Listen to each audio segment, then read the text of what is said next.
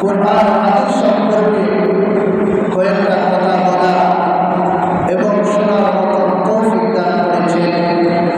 এই জন্য মহান আল্লাহর দরবারে শুকরিয়া আদায় করে উচ্চ সুরে মহব্বতের সাথে বলে আলহামদুলিল্লাহ। তার সাথে সাথে আরো শুকরিয়া আদায় করছি যে নবীকে আল্লাহ সৃষ্টি না করলে আসমান জমিন চন্দ্র সূর্য গ্রহ তারা নদ নদী খাল বিল তরুলতা জিন ইনসান কিছু সৃষ্টি করতেন না যদি আল্লাহর হাবিবকে সৃষ্টি না করতেন। আর আমরা ওই নবীজি উন্নত হইতে পেরেছি, এই জন্য আবার বলি আলহামদুলিল্লাহ। আজকে পবিত্র জুম্মাবার দিন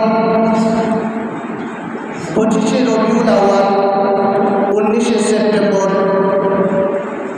আমরা জুম্মার নামাজ আদায় করার জন্য আল্লাহর মসজিদে এসেছি। তাতে আল্লাহ খুশি হয়েছেন না বেজার হয়েছেন?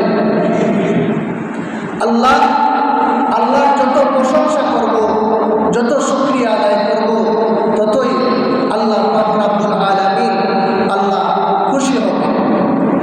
আর যখন আল্লাহর বান্দার প্রতি খুশি হয়ে যাবেন, তখন আল্লাহ বান্দার জিন্দেগির গুনাহ খাতা মাফ করে দিবেন। বলেন সুবহানাল্লাহ। আজকে যে শুক্রবারটা অন্যরকম